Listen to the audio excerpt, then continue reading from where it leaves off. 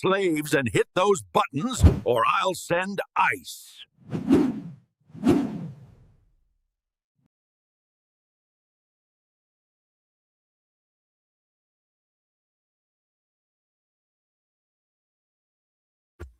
Hold on, folks. Something's wrong with my screen share. Be right back.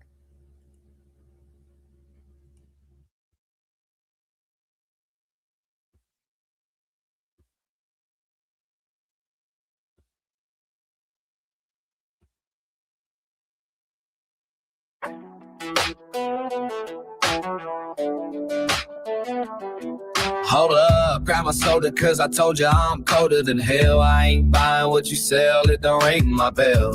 Unless it's got the smell, you know, like grape vape. We ain't talking vapes or the color of drapes, or a gorilla in a cape is the good shit. Just one hit, you so lit, you fall into a bit, non-bit. What's fucking funny is you're a monkey, a high school flunky, hero and junkie, obliteration of the carnation, with gross castration, skewed citations by your intimations.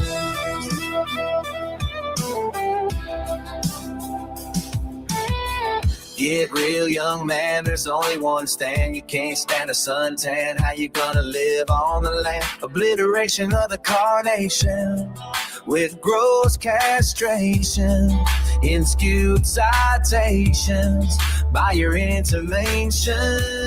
I'm a truth in rotation, you're a cheap imitation. Dark said hums, 808s make the ground shake. Cold as the grave, every word's a land quake. You're a flicker in a cipher, I'm the flame that won't fade. Step into the night where the shadows are made. What's fucking funny is you're a monkey, a high school flunky, hero and junkie. I'm gonna click another hit of this good shit, and I'm already it, so take over, it's been non-big.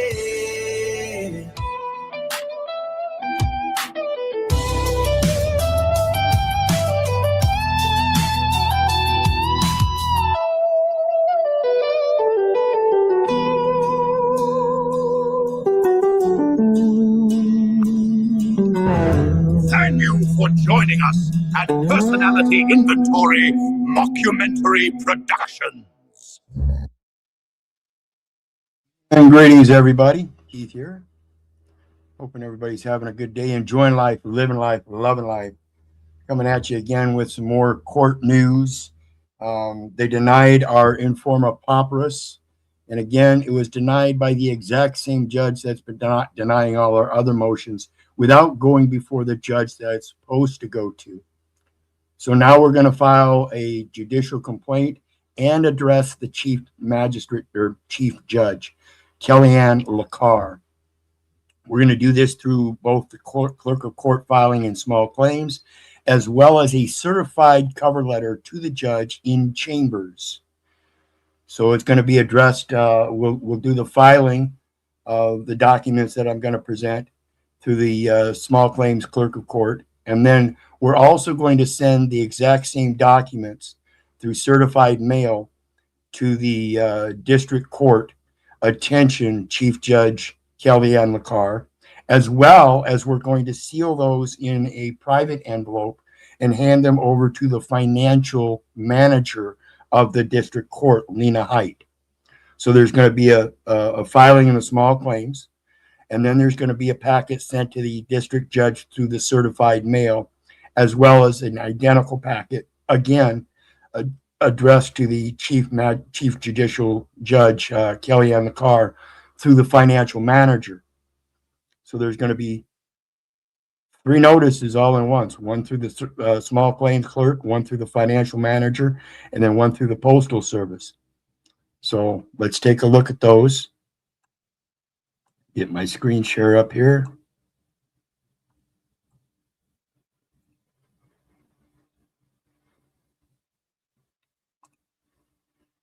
Okay. Let me do my magic font thing here. Oops.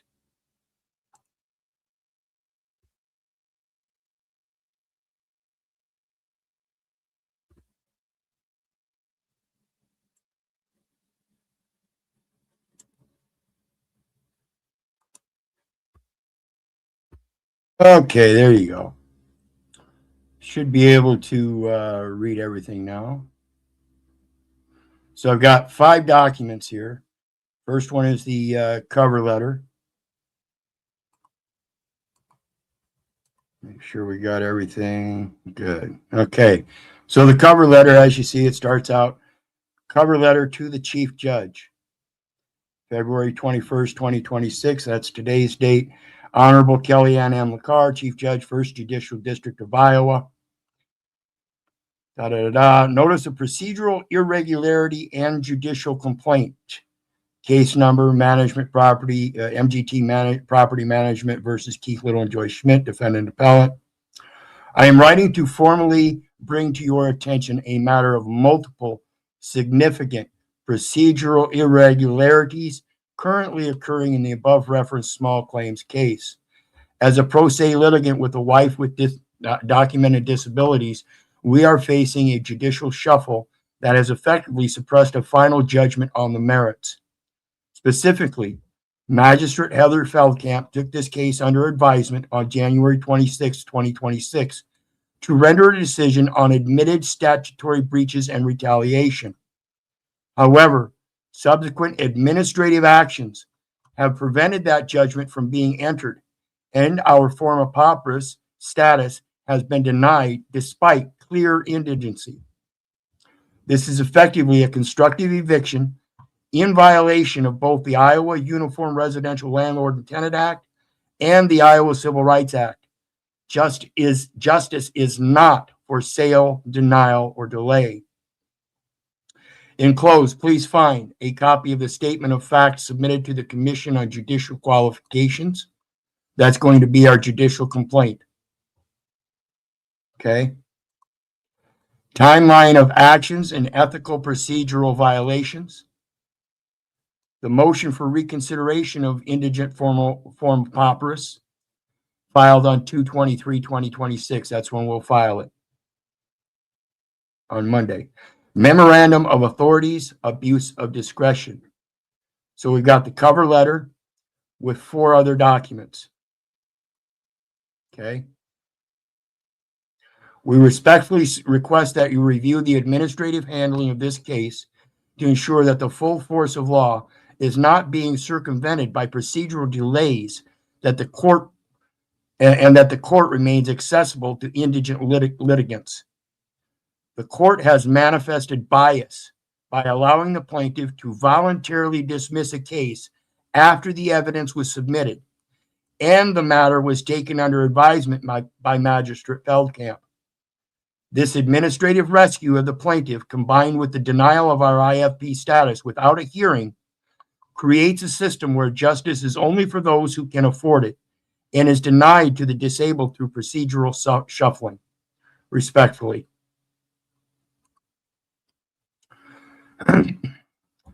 Statement of fact for the Commission on Judicial Qualifications. This is where the judicial complaint will go. And complainant, Keith Little and Joyce Schmidt, defendant appellant, subject of complaint, Abbott, Andrew C., and Cooley, 1st Judicial District of Iowa. Related case. And then equity imputes an intent to fulfill an obligation. This is the obligation undertaken by a lease agreement or a rental agreement. And then they sought equity through an equitable action of clear and present danger eviction. Equity does not allow a wrong to be without a remedy. We're the ones that are actual victims here because they failed to fulfill their obligation in the lease agreement by issuing a 7-day notice to cure to the upstairs tenant when we gave them a noise complaint. That was they did not fulfill their obligation. And then they sought equity in an equitable action. That means equity imputes an intent to fulfill an obligation, and they did not fulfill their obligation. Then they sought equity, which equity does not allow a wrong to be without a remedy, and they therefore must come with clean hands. Without giving the 7-day notice to cure, they cannot come to court with clean hands. They admitted in, on, and for the record that they did not do so, and that is a strict statutory requirement under the Iowa Code maintenance. They failed their maintenance obligation, and that's a failure of the strict statutory duties. Equity does not aid a volunteer. After they admitted that in, on, and for the record that they failed the strict statutory duty, they then asked the court for a voluntarily for a dismissal, despite the fact that the magistrate that heard the case took it under advisement to determine the merits of the case. This is an exit of accountability and transparency. Preface: the interference with advisement. On January 26, 2026, Magistrate Heather Feldkamp presided over the trial on the merits. Following the admission of testimony regarding the plaintiff's failure to issue a 7-day notice and the retaliatory timeline following a disability accommodation request, Magistrate Feldkamp took the matter under advisement to render a final judgment. The subject judge, Cooley, subsequently engaged in a magistrate shuffle, removing the case from Magistrate Feldkamp's jurisdiction before she could file the judgment she had officially taken under advisement. This is in violation of the spirit of Iowa Court Rule 2210. And we'll talk about that again later. This was done by accepting a voluntary dismissal from the plaintiff by Cooley. The plaintiff sought equity with dirty hands as they admitted they violated statutory duties. Cooley effectively is allowing a civil rights violation in a constructive eviction to be silenced. He did this without presentment to the defendant appellants and therefore denied an opportunity for resistance from entering the record. The resistance is that the defendant appellant's demand for justice lies in the proper final judgment being handed down from the presiding magistrate, Heather Feldkamp. The judicial shuffle and denial of record. The subject Judge Cooley has rotated 4 different judicial officers through this small claims matter to ensure that no single magistrate can be held responsible for the admission of statutory breach made on the record. While motions for the defendant appellants have repeatedly gone before Abbott Andrew C. and been denied each and every time without resistance from the plaintiff or setting a proper hearing for the matters. This shows bias. The suppression of testimony. By denying in Forma Pauperis status, despite a clear showing of indigency, the judge is intentionally preventing the complainant from obtaining the transcript of the January 26th hearing, the only evidence of the plaintiff's admitted illegal conduct. See, they're trying to enclose it in the record without giving a final judgment on the merits by giving a summary dismissal that is not a qualified dismissal. Its equity does not aid a volunteer. The plaintiff cannot come in after a certain time and ask for dismissal. This is their violation there. And we'll talk about that later. That's at 2210, I believe. The suppression of testimony by denying in Forma Pauperis. The procedural trap. The judge is issuing financial gatekeeping, or is using financial gatekeeping, the denial of IFP, as a tactical tool to dismiss an appeal before the de novo review can reveal procedural irregularities of the lower court. Violations of the Code of Judicial Conduct. Rule 51.2.6, ensuring the right to be heard. The judge has effectively closed the courthouse doors to an indigent, disabled litigant by denying IFP status without factual basis. In other words, there is nothing on the record stating why he denied it. We gave an affidavit of our indigency, and he is denying the affidavit despite no resistance, again, showing bias. Rule 51.2.7, responsibility to decide. The judge has interfered with the magistrate Feldkamp's responsibility to decide a matter she took under advisement. Okay? That's an interference with her responsibility. Rule 51.1.2, promoting confidence in the judiciary. The appearance of a shuffle to avoid a specific legal outcome. The finding of retaliation, which, by the way, is a strict statutory duty of the court. This is what Magistrate Feldkamp should have come down with, that there was a presumption of retaliation by the law, and that shifts the burden to the plaintiff to prove that they were not retaliating. Okay, in other words, they had to have had some other reason to bring us to the eviction than retaliation. They have to prove that the upstairs tenant's clear and present danger was in fact a clear and present danger complaint without divulging that they ignored their obligation under the lease agreement, rental agreement, to give a 7-day notice to cure, which is a strict statutory duty and creates a violation under the Iowa Uniform Resident Landlord and Tenant Act. When they did that, that was a violation of that act. When we gave them a request for reasonable accommodation upon the 3-day notice to quit, the eviction notice, and they again denied hearing that, that was a violation of the Iowa Civil Rights Act. So now they have two strict statutory duties that they did not follow and admitted to on and for the record. Okay, showing that they did not come with clean hands.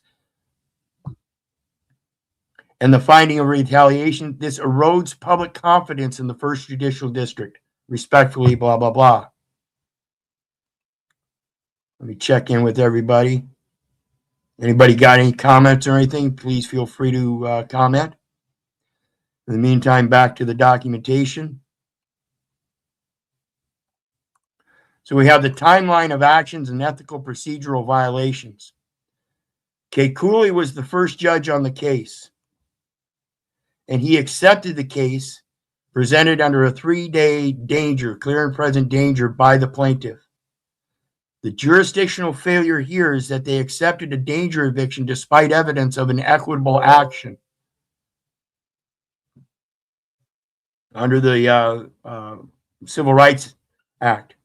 That's that request for reasonable accommodations that the plaintiff did not provide evidence that they ignored.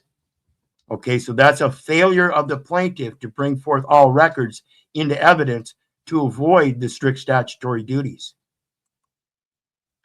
Lubin then is the one that denied the court recorder before the hearing happened.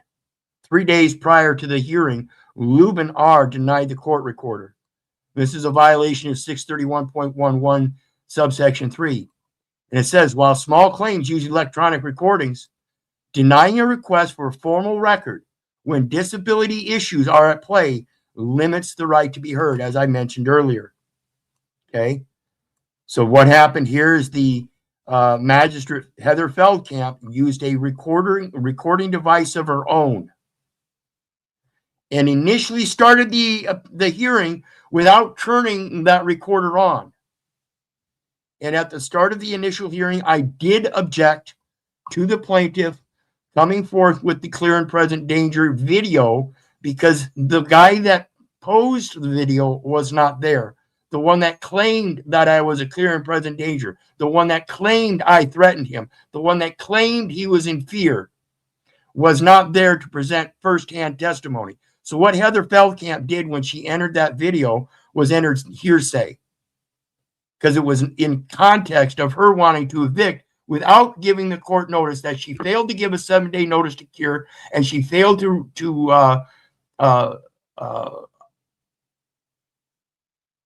take into consideration the reasonable request for accommodations. Heather Feldkamp presided over the hearing, took under advisement. The hinge. Feldkamp held the truth. She's the one that heard it. The shuffle was used to prevent her from entering the judgment she took under advisement. This is Rule 2210.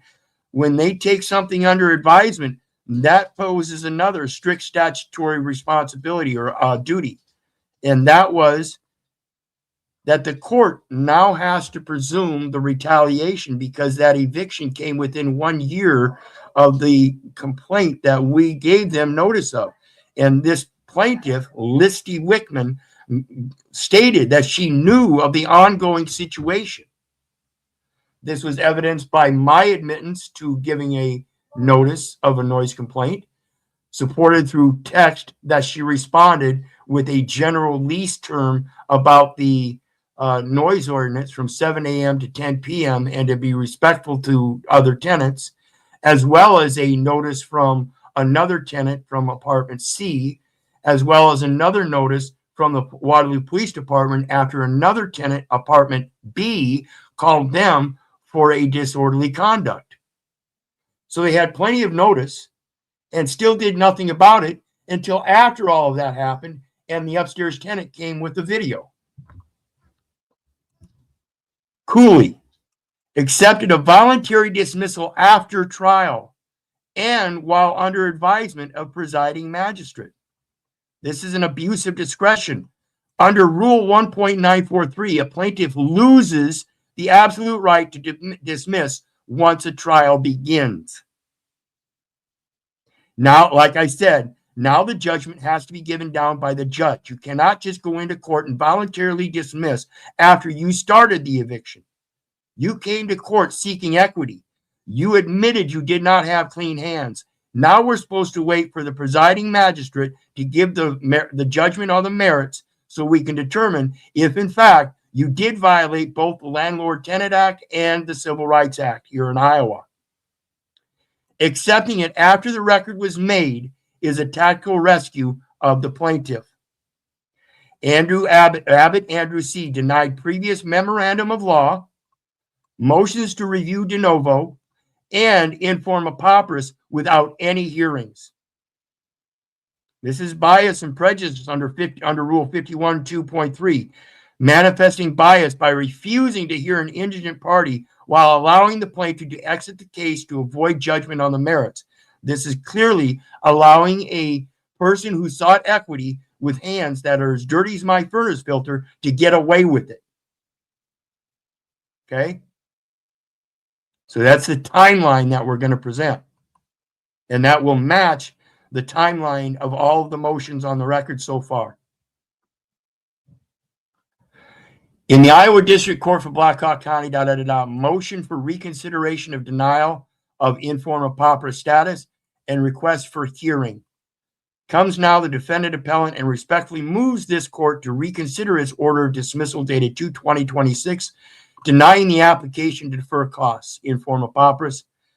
In support, defendant states, constitutional access to courts. This is an Iowa Constitution, Article 1, Section 1, if you want to look it up. The denial of IFP status creates an insurmountable financial barrier to the defendant's right to appeal, effectively granting a de facto victory to the plaintiff without a review of the merits. Documented indigency. Defendant has provided sworn testimony and financial records proving they lack funds to pay the $195 filing fee plus the $157.50 for the transcripts and the mandatory transcript costs, which come, like I said, $157.50. The adjudication void. This court's denial occurs while the underlying merits, specifically the January 5th retaliation and the December 16th breach of duty, remain unadjudicated because the magistrate, Heather Feldkamp, was prevented from entering the final judgment she took under advisement. Request for hearing. Defendant requests an evidentiary hearing to present further proof of financial hardship and to address the judicial shuffle that has suppressed the final judgment of the presiding magistrate. The defendant appellant moves to vacate the court's acceptance of the plaintiff's voluntary dismissal filed on February 2nd, 2026. Under Iowa Civil Rule of Civil Procedure 1.943, the plaintiff's right to dismiss without court order expired 10 days before the January 26th trial. The plaintiff's right to dismiss without court order expired 10 days before the January 26th trial. So they went in voluntarily and asked the court to grant the order. The court took it upon that voluntary dismissal by the plaintiff to do so. That is a procedural legal error because it did not go before Heather Feldkamp. Had it gone before Heather Feldkamp, she would have had to shift the burden, a strict statutory duty upon the court to the plaintiff to exhibit in a hearing that they were not retaliating. That should have been the next step, another hearing, so that the plaintiff would have a opportunity to resist the presumption of retaliation. Now, here's the kicker, folks. Had they done that,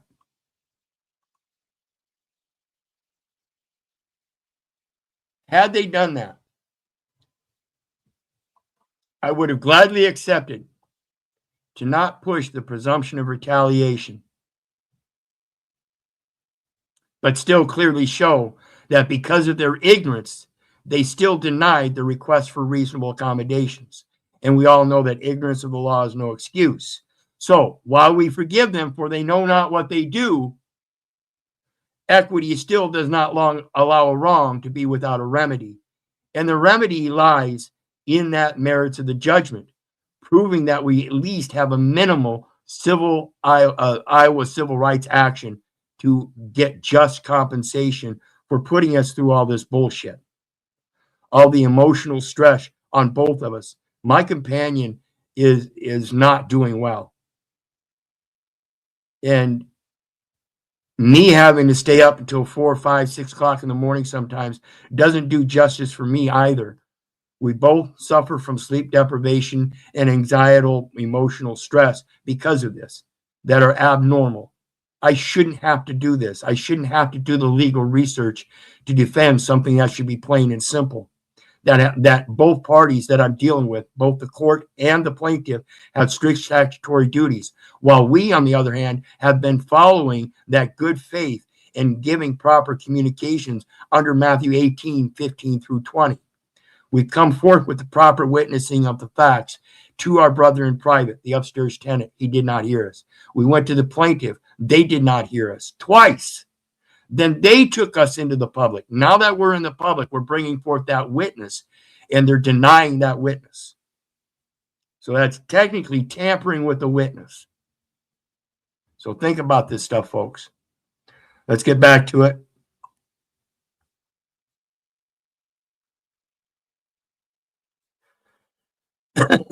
Because this matter was taken under advisement by Magistrate Feldkamp following the plaintiff's admission of statutory violations, the court's acceptance of a dismissal without an adjudication on the merits constitutes a denial of justice and an abuse of administrative discretion.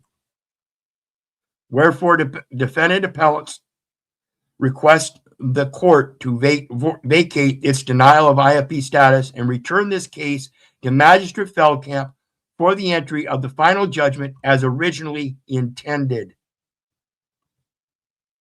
Okay. And then we have Memorandum of Authorities Abuse of Discretion. So, under Iowa Rule of Civil Procedures 1.943, we mentioned the violation of accepting a dismissal after the trial begins. And it says the Iowa Supreme Court has ruled that after a trial begins, a plaintiff has no absolute right to dismiss. And under Lawson versus Kurtzel's 2010 application, the court abused its discretion by allowing MGT to dismiss after they admitted to breaking the law in front of Magistrate Feldkamp. Now, a civil rights violation is a felony. And under 18 U.S.C. 4, it's called misprision of felony, that anybody in office or an agent thereof has a strict statutory duty to give notice of felonious action. So when they're trying to remove the responsibility from Heather Feldkamp, they're acting in misprision of felony. They know on the record that somebody admitted to committing a felony, and they're trying to hide it. The court cannot consent to a dismissal that prejudices the defendant's right to finding on retaliation. That's their strict statutory duty of the court. Mandatory presumption under Iowa Code 562A.36. The court has a strict statutory duty to find retaliation when a complaint, specifically here the January 5th request for reasonable accommodation, is followed by an eviction January 12th. This is also in consideration to our first notice on December 16th of a noise complaint, which they are also under that strict statutory duty. This here is in regards to the Civil Rights Act. The other one is under the Iowa Uniform Residential Landlord and Tenant Act, the notice to cure, 7-day duty or 7-day notice to cure the upstairs tenant. They failed that, and they failed the Civil Rights Act by failing to acknowledge the reasonable request. The authority here is Hillview Associates versus Bloomquist, Iowa 1989. Application: a judge cannot shuffle a case to avoid applying a mandatory presumption. Under Iowa Code 562A.6, subsection 8, the court must find retaliation unless the landlord proves otherwise. That's a must. It clearly says must. The advisement rule, 2210, magistrate Feldkamp's status of taking the case under advisement is a protected judicial function. And they are trying to use administrative procedure, the administrative shuffling of different judges, to avoid that judicial function, which again is mandatory. Administrative shuffling that removes a case from an officer who has already heard the evidence is a violation of Iowa Court Rule 2210, which ensures cases are decided by those who hear them.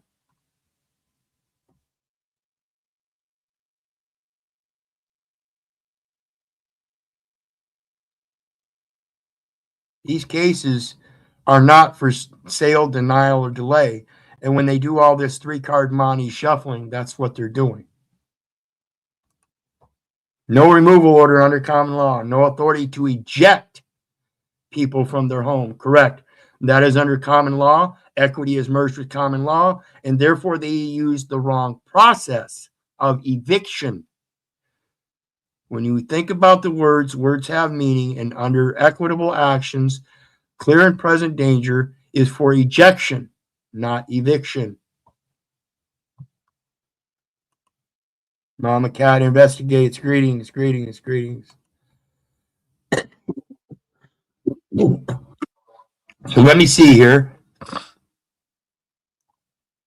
I got to clear my screen again.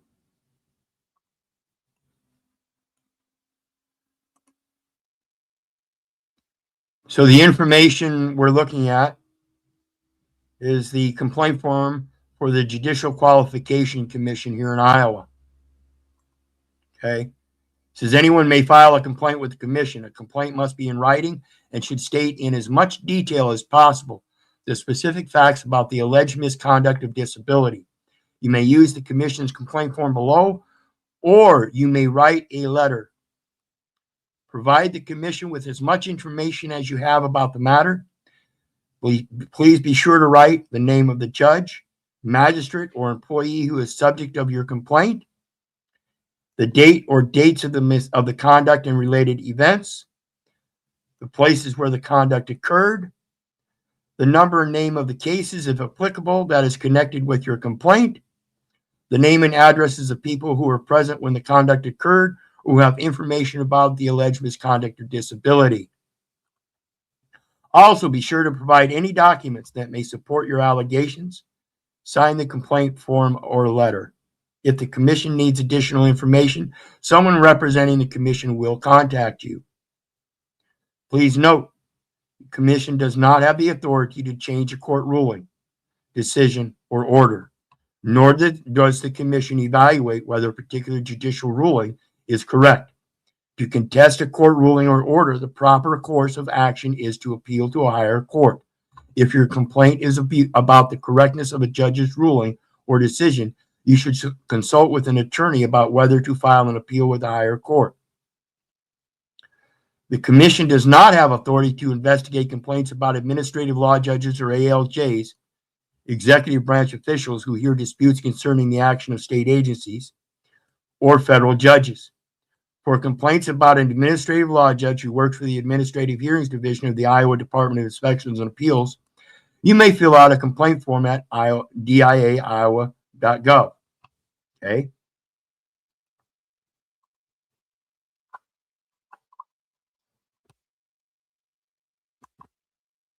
Iowa Department of Inspections, Appeals, and Licensing.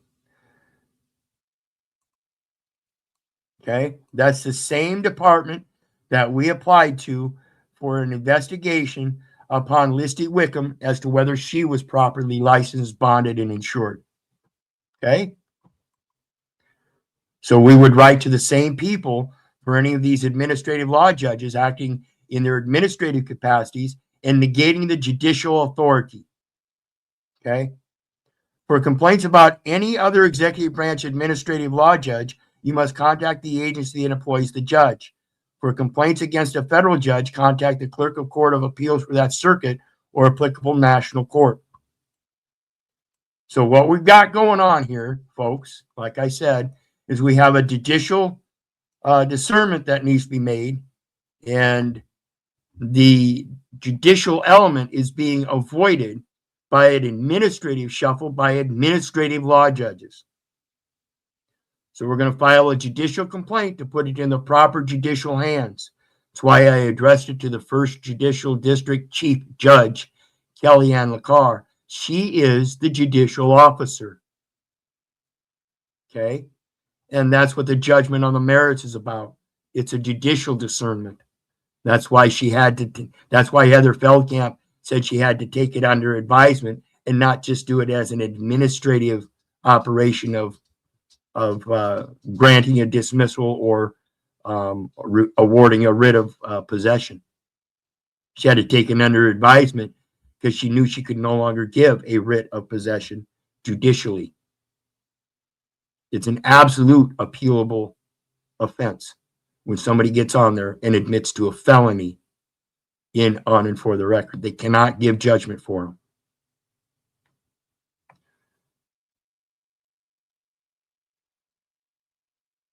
And I forgot to turn it back to that page. My apologies.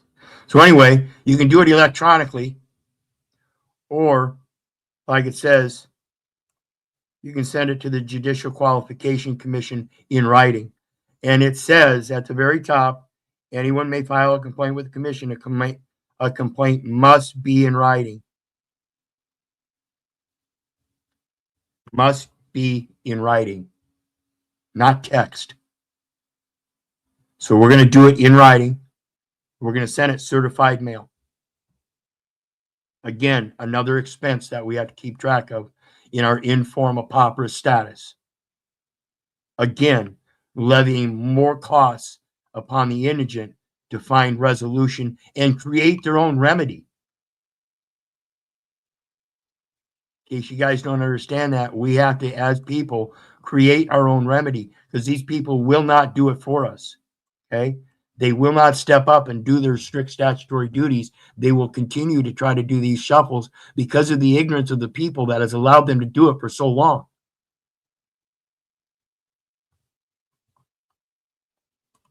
Greetings, Captain Action.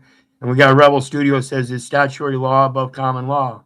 Is the question. No. Again, when they go to their statutory duties and obligations in seeking a eviction, an eviction in Iowa is classified as an equitable action, and therefore it enters the case as equity. And equity imputes an intent to fulfill an obligation. That means the ones coming into equity, seeking equity, must come with clean hands. And they're the ones that negated the rental agreement. Then they come into court with dirty hands and therefore cannot get a judgment. When they admitted that dirty hands on the record, the court now has a strict statutory duty to apply the presumption of retaliation and ask them to prove otherwise. The court has that duty, not the defendant, or the court. And again, we've got Sawyer Stash. Greetings. So let's take a look at the next thing. Because as I said, my wife has dementia, frontal temporal dementia. And this is what people with dementia go through. What you're going through is called sundown. It's where you go through this phase where you don't understand anything. You get in a very confused state where you don't understand what's going on, where you're at, or who's around you. I'm your wife. Let me reset this, folks. Not letting me. Okay. It's called sundown. It's where you go through this phase where you don't understand anything. You get in a very confused state where you don't understand what's going on, where you're at, or who's around you. I'm your wife. Those are your kids. And you're at home. Okay? Okay. You had and you lost oxygen to the brain. When you lost oxygen to the brain, when you lose oxygen to the brain, it causes a dysfunction in your neurological receptors. This is what happened with my companion. She had a blocked carotid artery. That's the main artery on the side of your neck. And it caused her problems while she was still employed as a special education teacher, where she subsequently inverted some numbers on an IED. And the school went after her for fraud. And come to find out, she had medical complication, a blocked carotid artery, which she subsequently had to have surgery on. But because of that, it gave her the onset of frontal temporal dementia. And it's been a few years now since that happened. And it's definitely a very noticeable cognitive decline, being firsthand witness to it myself. I don't know how I'm going to be able to deal with it myself yet. I do the best I can. In the meantime, I can't imagine what it's like for her. I can't imagine. it made you lose your memory of 24 years, okay? So sometimes you remember me, sometimes you don't. You having a moment, okay? You're going to be all right. Your name? My name is LaShonda. Okay. And the reason you got with me is I don't still work at P.I.G.S.C.U.N.T.S. You know that, right? Yeah, you're off right now because you have a disability. Well, but that is, I don't know. Right. Like I say, this is the first time I mean anything. I've been here all day. Nobody said nothing, so. Right, baby. I say something every day, all day. Well, this is the first time I'm waking up on somebody else out. Or as I know, I mean, maybe at first I was thinking, I don't know. No, you just lost your memory. And then your short term overlap your long term. So sometimes you don't remember what happened a few minutes. Sometimes it's all day. So Sometimes. And that's a part that gets to me very noticeably, because I remember how things happened and when they happened. And when she asks certain questions about things, it confuses me because she's putting them in a different timeline. And there's nothing she can do about that. And so consequently, there's nothing I can do about her confusion except try to ask her questions in return to sort it out. This is the hard part. I'm not very good at asking those kinds of questions. So it creates a turmoil between us in our relationship. And again, I deal with it the best I can. this year? It's 2026.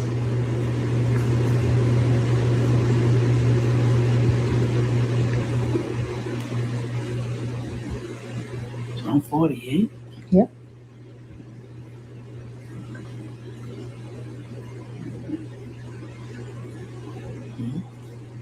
Next time I want to tell somebody that it's you and y'all, I don't know what's going on. I'm just chilling. I see I'm in my old house where I used to stay, so or it looked like it, so I'm just trying to figure out what's going on. Right. Well, I'm here. I'm your wife, and I love you. And I'm gonna take. And that's that's the most common thing is the confusion. They come into to certain moments where things might happen and their memory lapses, like it said earlier, their long-term memory and short-term memory gets swapped or mixed up, and in that confusion they'll ask somebody something to try to figure it out themselves, but they don't know what they're trying to figure out. And again, that's what makes it harder on people that they're asking, like myself, to help them figure it out, because we can't see that swap in their memories. So if you come across somebody with frontal temporal dementia in your life, and you find yourself caring for them, this is one of those perspectives that you're going to have to adjust to. Take care of you and make sure that you care for. Okay. All right. And any question you have or anything you want to know, I'm here to answer. All right. We have pictures. We have memories that I can show you to kind of help. You can ask me anything from a time frame. I don't mind answering.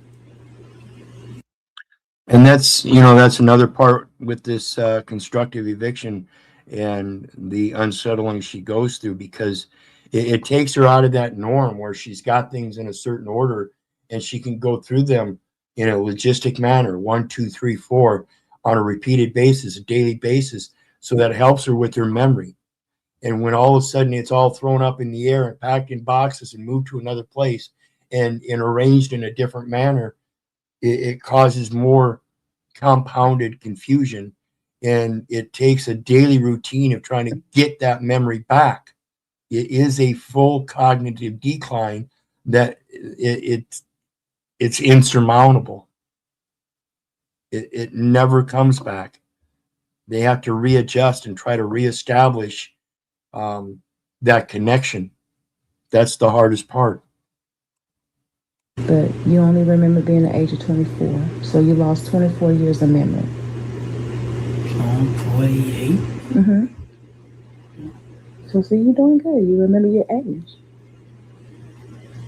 All right? I love you. What you're going through is called sundowning. It's called sundowning. It's just like when you go to sleep at night. Does anybody actually remember going to sleep? It's a lapse of memory at the instant you fall asleep, and that's what sundowning is much like. It's a lapse of memory, and it's like things go blank. The next one. Officers were dispatched to a business to assist an elderly customer who appeared to be suffering from dementia. At the scene, officers...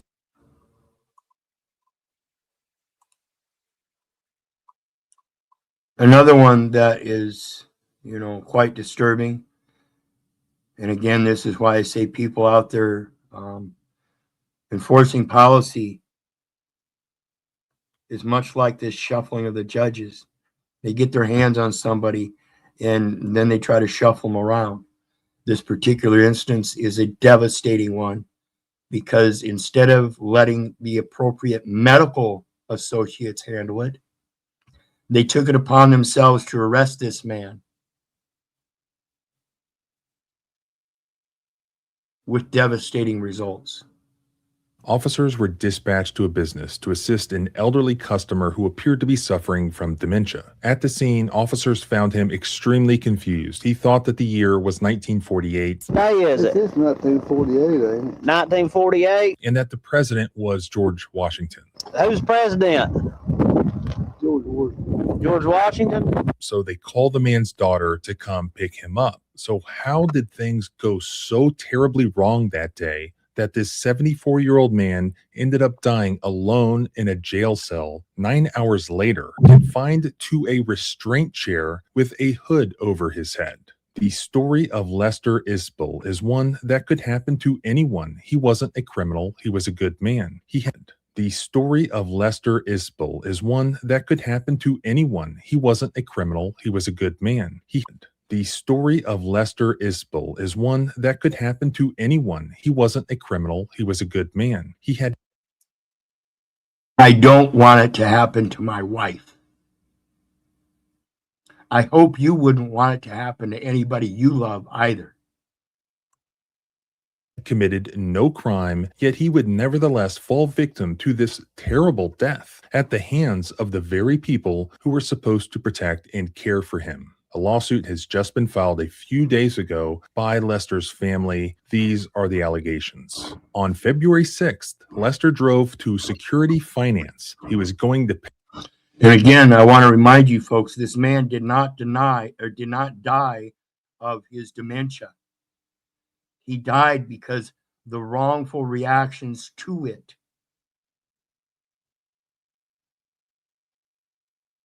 The inability of people to hold compassion in their heart and say, okay, maybe we should let somebody else handle this in the eyes of justice.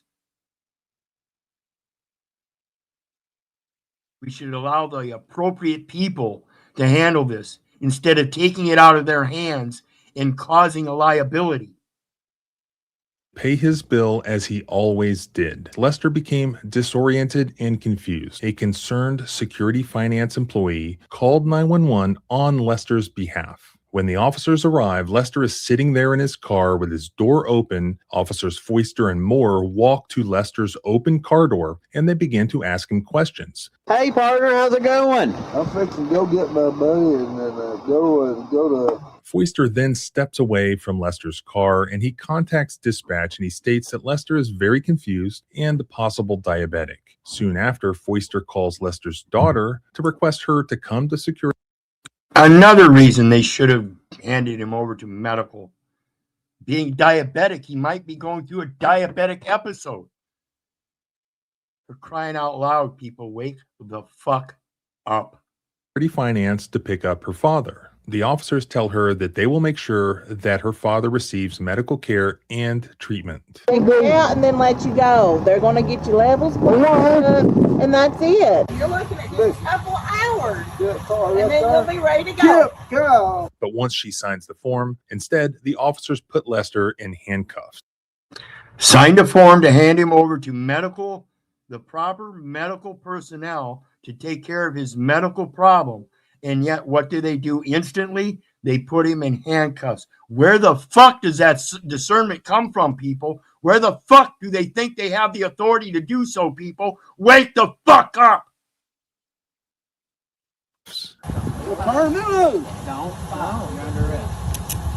They put Lester in a restraint chair only designed for a maximum of 2 hours of use. They put Lester in a restraint chair only designed for a maximum of 2 hours of use. Then in a restraint chair only designed for a maximum of 2 hours of use. They put Lester in a restraint chair only designed for a maximum of 2 hours of use. They put Lester in a restraint chair only designed for a maximum of 2 hours of use. Then they left him there for 9 hours without checking on him, without water, without a single bathroom break. But 9 hours, folks. Let that sink in. This man obviously needed some kind of medical attention right away, be it dementia or diabetes.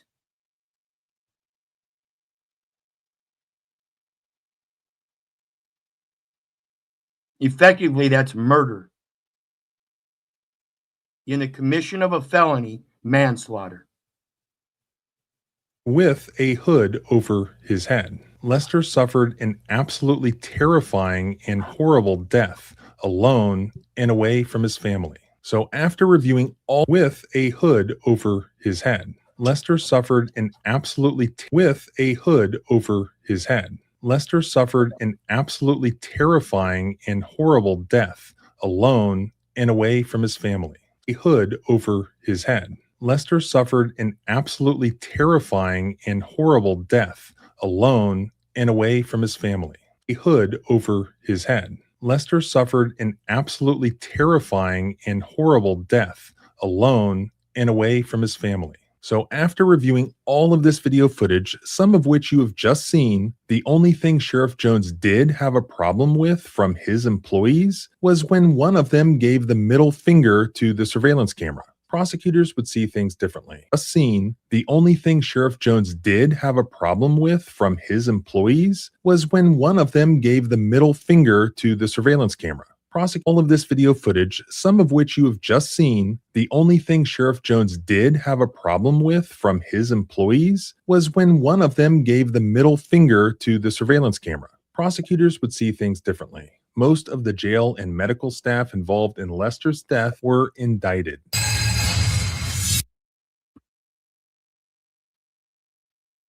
Indicted. I hope they serve life and go to fucking hell. Ignorance of the law is no excuse for anybody, particularly those who are supposed to know the law and follow the law. 9 hours, more than 9 hours in a chair that wasn't supposed to be in for more than 2 hours, despite the fact of both dementia and possibly diabetic. That calls for medical help, not police discernment. And here goes some more on police discernment, policy enforcement discernment. Who the fuck is hiring these people? No, I don't know what it is. And it's very difficult to sit by and watch a profession that I love be completely destroyed right in front of your eyes all the time. And you have to be safe about what you say. You have to be polite. You have to be very PC, if you will. But how? This is the latest 30 by 30 agenda, DEI hire by Orleans Parish County in Louisiana. And Sheriff Susan Hudson, who thinks that this is a great idea. And I don't know what it is. I don't know if it's the fact that you have a female who was elected sheriff based on her gender, her skin color, who then feels that she needs to appoint more deputies who represent her gender, her skin color. But I want to look at the qualifications, and I leave it completely up to you. You, the resident of Orleans Parish. If you think this is acceptable, great. But this is on brief.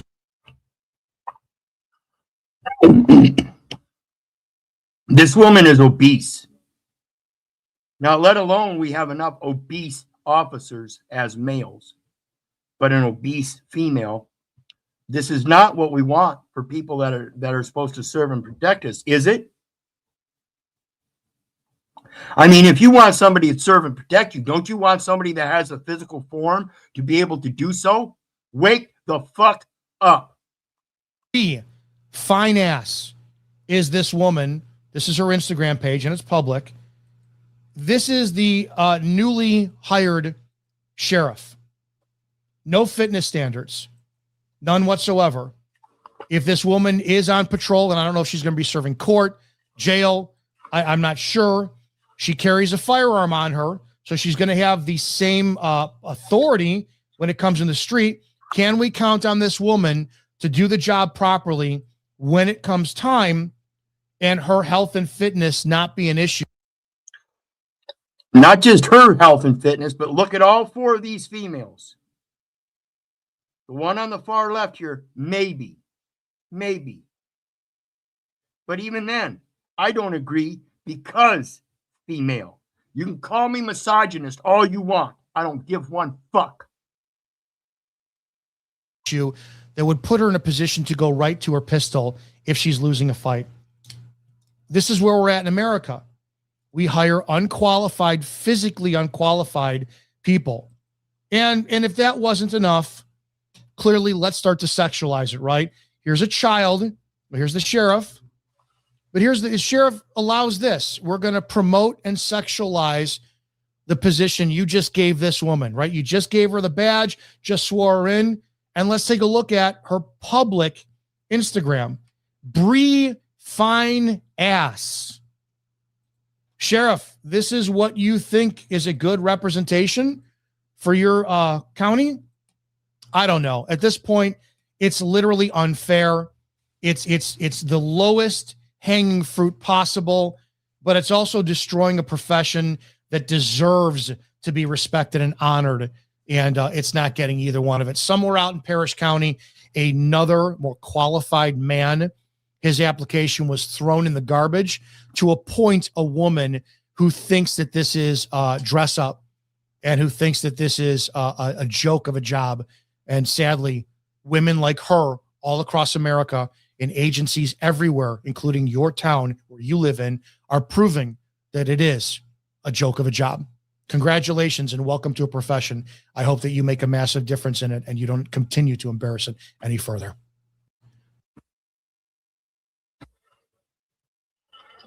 Absolutely. I agree. We need better officers. Hiring Ken and Barbies is not going to cut it.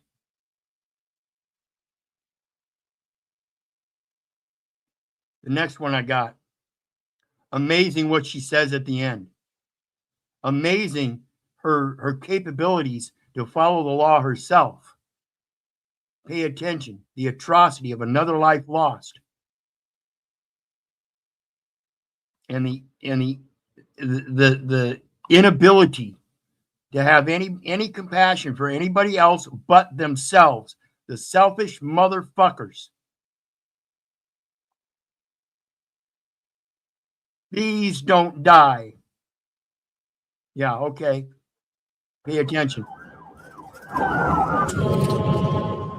Oh, no. What's the location of your emergency? Listen, if y'all, like, I need someone to come deal with this drunk. He's torn my whole house, my whole yard up. I'm not letting him in. It's my son. If y'all don't come take this dude, I'm going to put a bullet in him. Okay. He's a 300-pound bully. Hold on. First of all, please When do he not make gets my door, I'm blowing him back out of it. He's breaking everything off my house. What's going on? Come get this drunk. He's tearing my whole house up and turning off my windows out. It's my son, but if he makes it through the door, I'm putting a bullet in him. So y'all come deal with him or I will. Mom. As this officer begins heading to the address of the call, she's about to make the biggest mistake of her life. Uh-oh. Pay attention. Ooh, look at that red light. She blew right through it. She didn't even slow down. Another red light. Not braking at all. Oh, she got a green. That was green.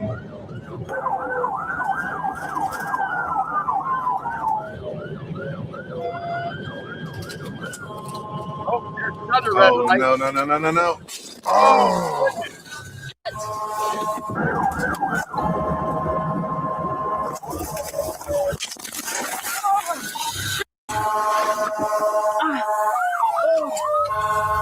Where's The her dash cam footage seatbelt? frame by frame shows the officer approaching Exactly. Where's the seatbelt? Wow. the red light, one car pulling out in the intersection, followed by the truck. The officer strikes directly into the driver's side compartment. The body cam footage frame by frame shows the officer using the air horn as she approaches the red light. Then she braces for impact as she collides with the truck, causing her to be thrown in the passenger seat, showing she clearly was not wearing a seatbelt. Showing she was clearly not wearing her seatbelt. Pursuant to the law, she is supposed to uphold. Also, notice the speed and that she did not slow down during any stoplights, despite the fact that this particular intersection had no clear view because of the hill that prevented people from the opposing direction going across the intersection to be able to see lights or hear the siren.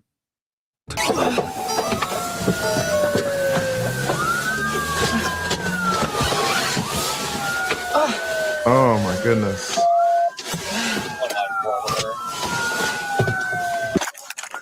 Oh no, he's ejected. And look what she actually said. Let me replay it. Keep talking. Keep breathing. You're okay. Is he okay? Yeah. Is he okay? That's good. So what about you? You got other officers over there with him? You guys want to lose my job? This is outrageous. You guys want to lose my job? This is. You guys want to lose my job? This is. If he dies, I'm going to lose my job. That's all she's concerned about. If he dies, I'm going to lose my job. That's the limit of their compassion. They don't give a fuck.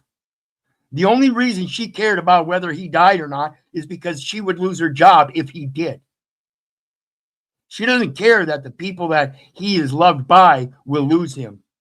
His father, his mother, his daughters, his sons, his wife, brothers, sisters. She doesn't give a fuck about none of that. She cares solely about her job. Fucking pathetic. This is outrageous. The audacity. This cop says, if he dies, I'm going to lose my job. Have you ever heard a police officer say something more cold-blooded than this? The driver of the white pickup truck, 30-year-old P.I.G.S.C.U.N.T.S, was rushed to the hospital in critical condition following the collision. However, less than 30 minutes later, he was pronounced dead. This speed calculation shows the officer's estimated top speed during her entire response. The prior speed calculation 90 miles an hour. The obituary of the driver, who tragically lost his life. Corey states he was a loving son, father, fiance, brother, and uncle. Amazing shit.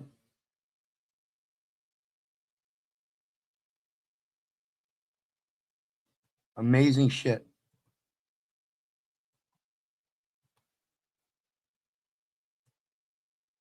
This is why I do what I do, folks. I've known all kinds of people with all kinds of disabilities throughout my life.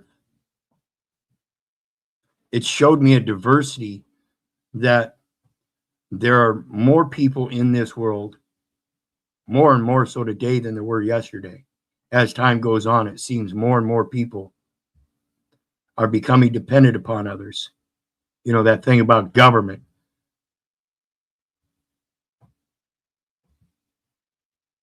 Creating victims that then have to depend upon that very government. Wake up. And again, yeah, it's me telling you it's your responsibility. It's your lack of taking that accountability and transparency yourself in situations like this, simply because you don't personally deal with somebody with frontal temporal dementia in your personal life right now. Someday there might be. Heaven forbid it be yourself going through the frontal temporal dementia and have to depend on somebody else to protect you. Where is the compassion for that? Where is the thought out relativity that a family is bound to take care of a family? What are people left to? What are the resources available for people like myself dealing with somebody that's got frontal temporal dementia, and the government that's supposed to help support those people, and in fact they're the ones denying them and allowing the corporate entity, this capitalist oligarchy, to take advantage of them and consume them before they're ready to die themselves, shortening their lives, literally shortening their lives.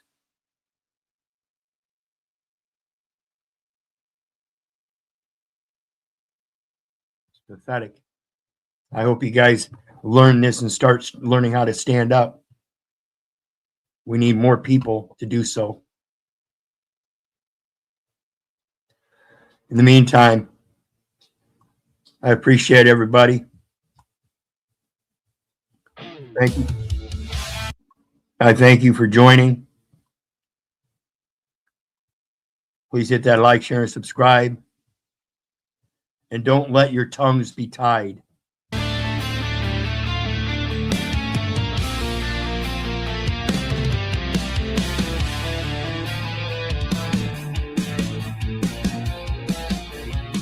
We gather together to state their demands, trying to govern the work of my hands. They use little little policies neat and precise to sanitize every opinion and advice. The language you speak is a chain on your tongue. Every statement is borrowed, every anthem is sung. You rely on the script to express what you feel, failing to grasp that your spirit is real.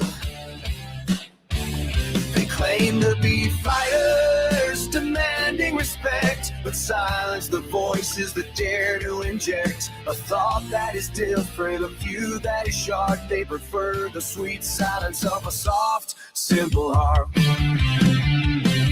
My logic is mine, I won't beg for the floor.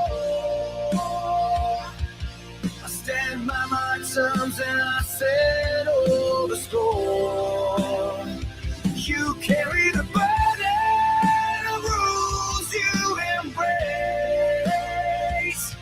I choose the wild path and I set my own pace.